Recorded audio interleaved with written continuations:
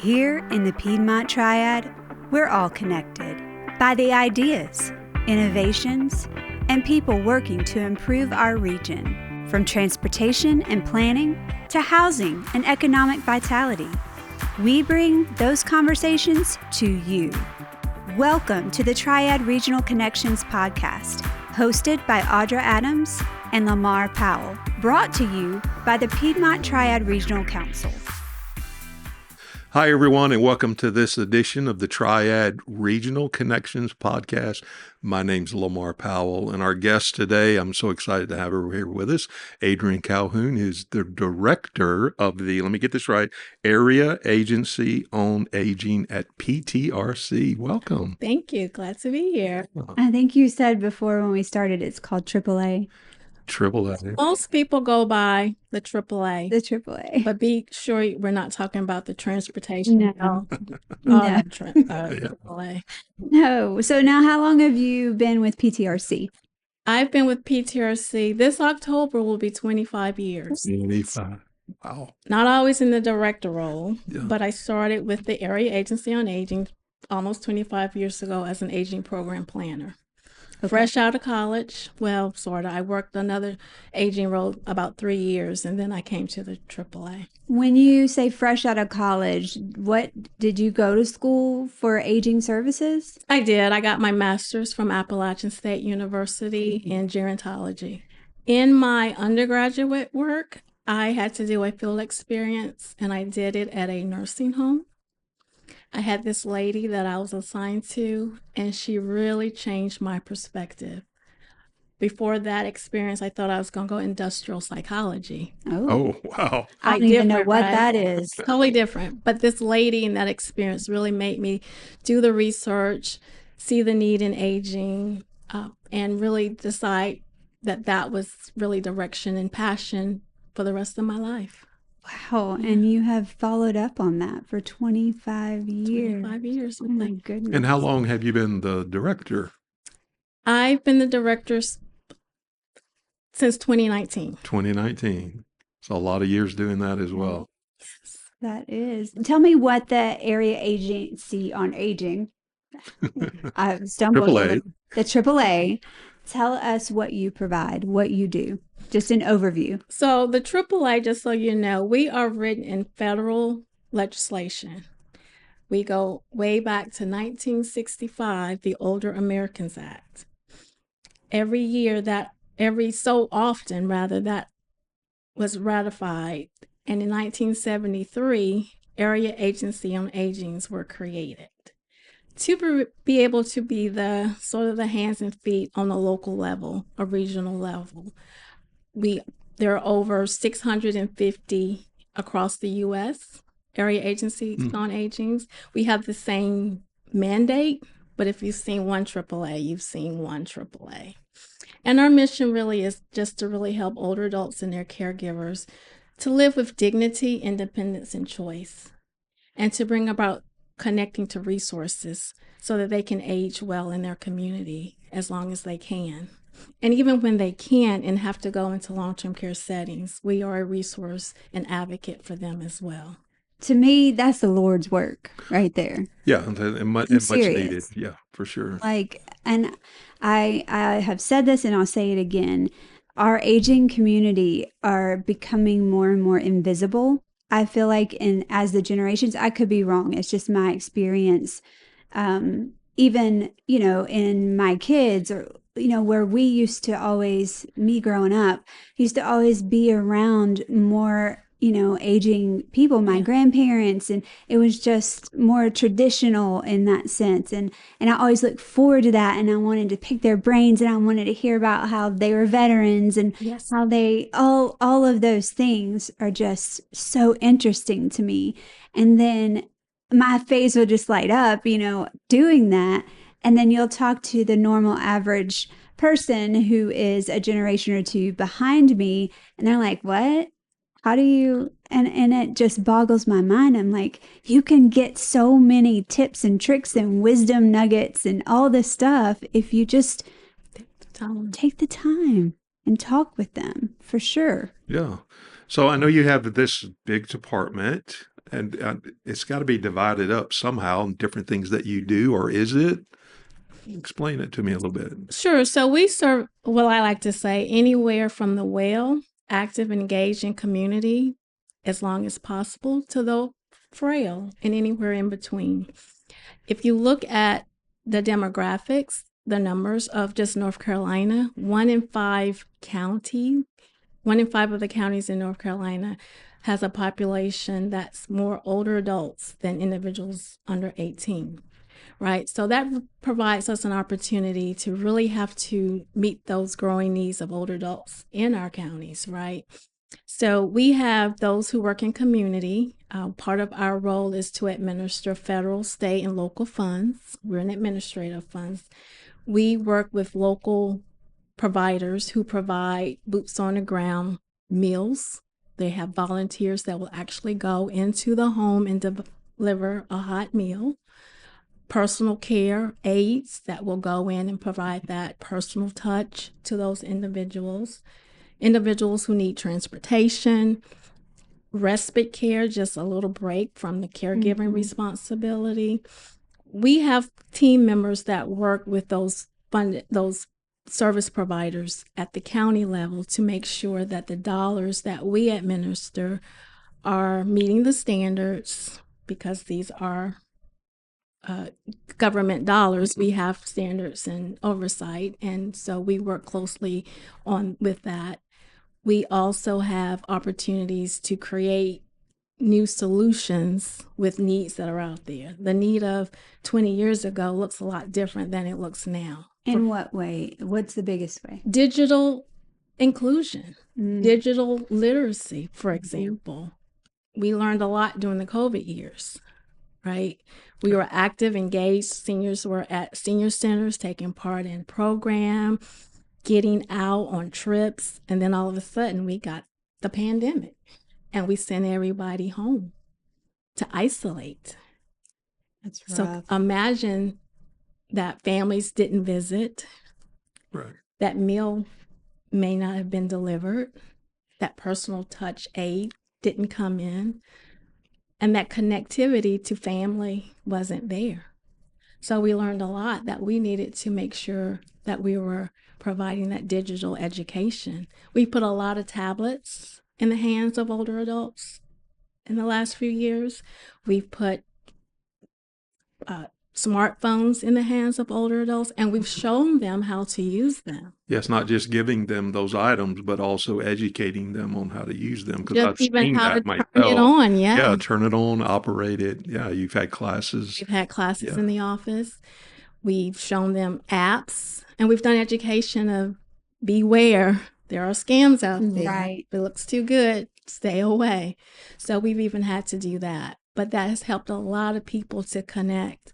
And again, that's a trend we didn't see years and years ago, right? Because they were, again, families came together and we were able to get them out. So now this is an opportunity to move them forward in the time that we're in right now.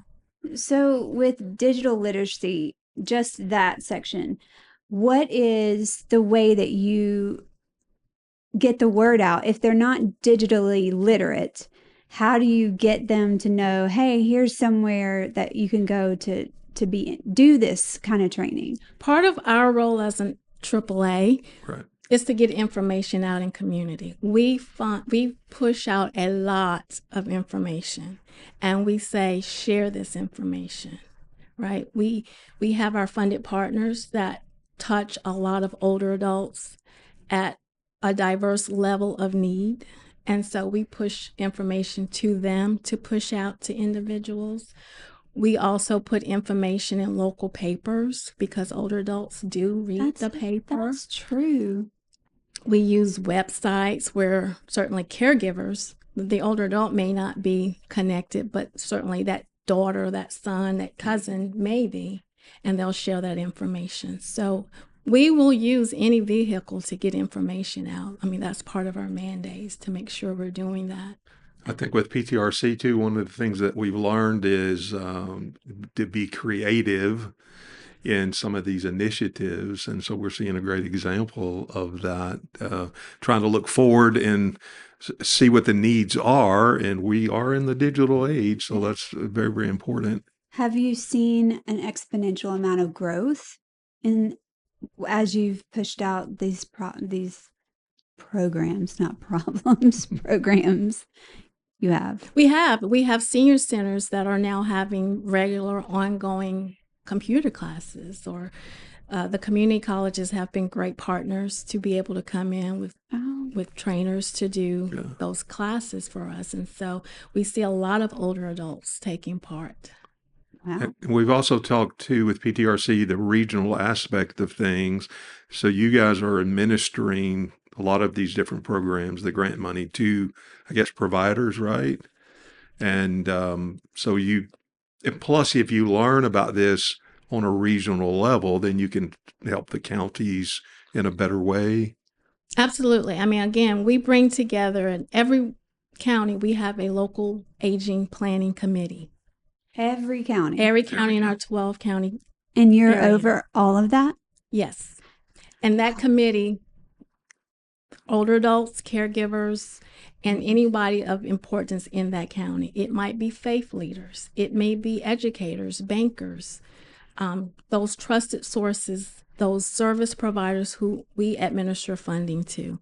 And they all come together to talk about the needs and gaps in their county. So relationships, partnerships are key to all of this. So I have a kind of an offshoot question I want to ask. We've talked about ombudsman. Mm-hmm. What?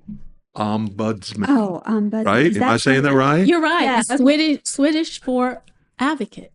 Oh, that's okay. You taught me today. I've been curious about that since I've been in North Carolina.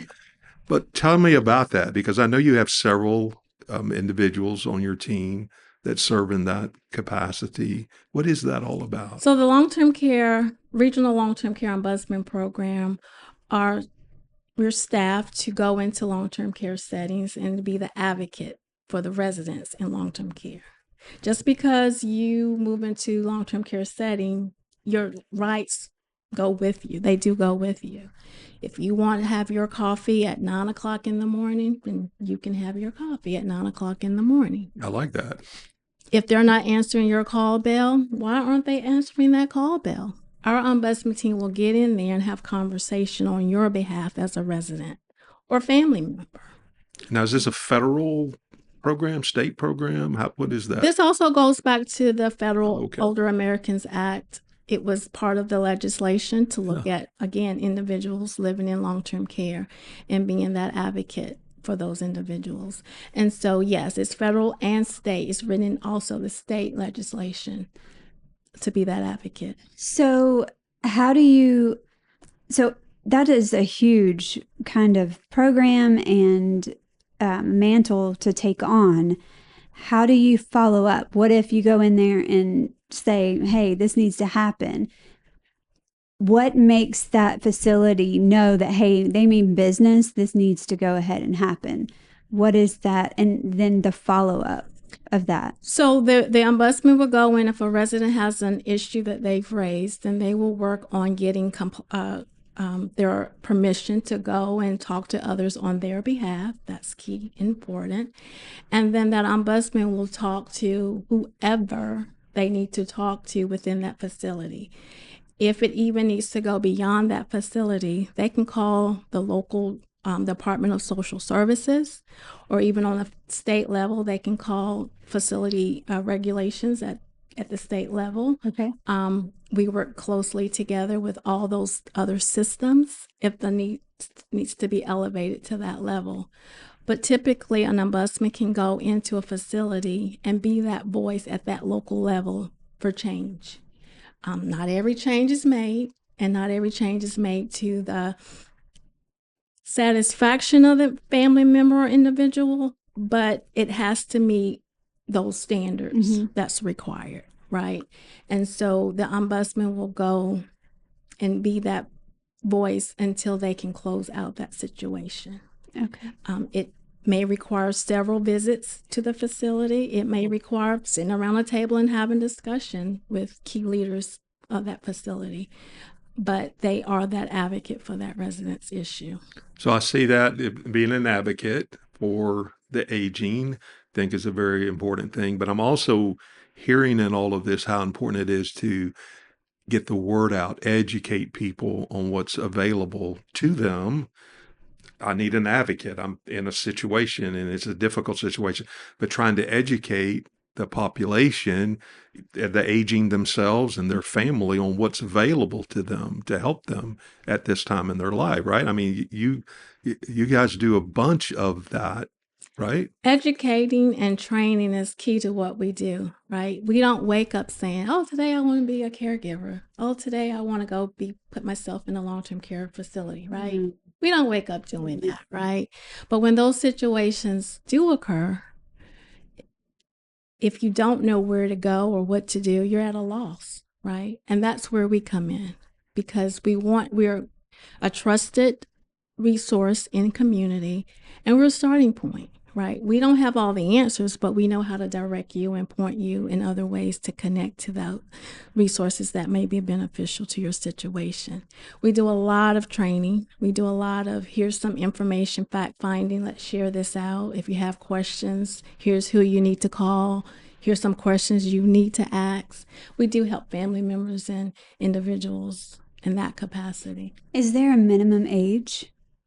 Most of our services through the Older Americans Act are 60 plus for service. However, the caregiver program, it came online in the year 2000. Remember 2000? Oh, I do. Y2K? Yeah. We were all just waiting for midnight. Like, yes. is it gonna What's going to happen? But when the Older American Act was reauthorized in 2000, it started looking at caregivers, informal caregivers in community. Right. So resources were put out there to support family caregivers. And so we provide help and support through helping a caregiver navigate, that new responsibility. You might be a working employee with teenage children, and now you got mom who you have to take care of. What do you do with that? Mm-hmm. Right? The sandwich generation. Or you might live in another state. You might be in Texas and mama's here in North Carolina. What do you do with that? You're just a long-distance caregiver at that point. So you need help. You need support. And we have on our team a family caregiver support specialist. She knows the resources that are out there in the area, and she will have that one-off conversation to help guide you and provide you the next step in that caregiving journey. That is so good to know.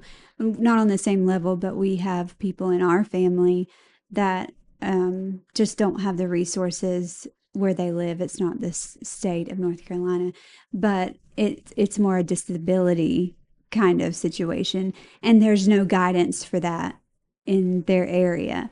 So it's just really nice to know that here there are resources, that there are people thinking about not just the older generation, but the caregiver mm-hmm. of that, because they need a break. Absolutely. It's hard mentally, physically, emotionally. All of that is really, really hard on them. And then also on the rest of the family that would help but can't help, and you're just like, well, I'm praying for you. I'm here to talk, and it just feels so empty when you don't say, hey, here's a phone number. Here's a place that, you can go that might give you some respite care. Absolutely. What are your biggest challenges? Biggest challenges. Funding is a big challenge. We don't have enough funding to support the growing needs that we have in our communities. We are booming in older adults just in this state alone, right? But the dollars aren't flowing at the same level. And we all know costs are going up left and right? So one of our challenges is to diversify revenue. We've been trying for years to partner up with healthcare, where we braid and blend health and human services. right? You go into the hospital, for example, you're giving a list of things to go back to your home in your community to self-manage. And again, here are these resources that can help you with that. But if the resources are limited and you are put on a wait list, it's hard to navigate that list that the health system provided you. So we're saying, hey, we're here to help. If we can throw some funding towards the help, we can serve more people and help get those outcomes better for that individual. And that's your biggest need, that funding. So how can we solve that or work? You're talking about being an advocate for those that are aging. You need an advocate to try to get some of those funds in. And I know you spoke about that just a little while ago too. Some of that you're dealing with counties and governments and to try to help with that funding. What can be done about that? Well, on that level, because we do receive federal and state and local funds, we're always asking for more. We're asking, one, to keep us where we are. Don't take our money away, but give us more if you can. And so we have a group of volunteers called the North Carolina Senior Tar Heel Legislature. These are older adults who represent the county that they live in. There's 2 out of each county.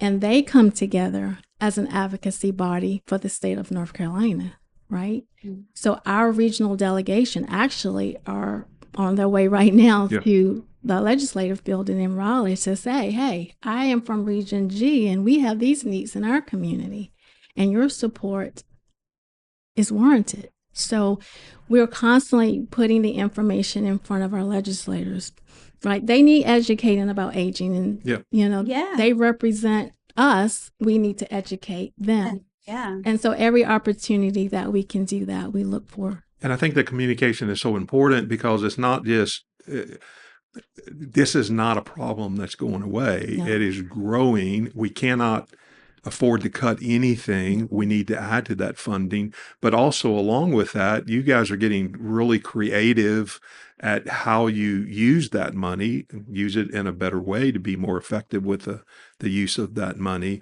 And I know that's something with that communication, if you can collaborate with other people and find ways to do that, then that'll stretch those dollars as well. But you need the funding and that needs to increase. So, well, what incentives do the legislators have? What is their incentive to say? Is it that this is a mandate, that this is law, or is it, hey, this is what your voter section is going to, you need to talk about? What are their incentives to give you the funding? And how can we pressure them more? Well, again, it's the voters in their communities that sent them to Raleigh to sit in that seat to be their voice and their for their advocacy needs. So to look back and say, well, somebody's coming from my county to tell me these are the needs, I should at least take heed to that, listen to that, and see what I can best do with that. Certainly, we know that there's a lot of needs out there, right? Every discipline has those needs right now. But again, we're an aging state. We're an aging state, and we need to prioritize that. People are moving into North Carolina, not out of North Carolina in droves. So we need to get ready for that. And so as an elected official, that should rise. That should tax income base, right? Mm-hmm. In your local areas. There just needs to be an opportunity to really prioritize that need on multiple levels. Absolutely. Yeah. So your biggest need is funding. And I know there's some things coming up that you try to help promote in the communities to help educate the aging. I know you have an event coming up, I think this summer or early fall. Tell us a little bit about that or those things. One of our signature events is to educate about elder abuse. Yeah. Between Mother's Day and Father's Day is World Elder Abuse Awareness. So all across the U.S., you'll hear awareness about elder abuse. We have, for the last 15 years at Triad Park here in Kernersville, held an Elder Abuse Awareness Day walk. Oh. We bring together local trusted community partners who provide local resources to share with those who attend. We have a shred truck so that you can take personal documents and safely get rid of them. Medication that you no longer need, we have a place to dispose of them. And an opportunity for fun and fellowship with others. It's open to everyone, even your pets. Bring your pets out for a walk. It's not a long walk, and if you're not able to walk it, that's okay too. We'll be under the shelter with nice music and food and just a good time. This year it's June 13th. Starts at 9 o'clock for registration, and the walk event starts at 10:30. What is the website, or do you need to register, just come out, or tell us about You that? can go to our website, www.ptrc.org/walk. Okay. It'll take you to the registration page. You can register as an individual or a group. Right now we have 25 groups registered. So I'm excited to see the different groups that we have and the numbers that are within each group. We're planning for 700 individuals to come out.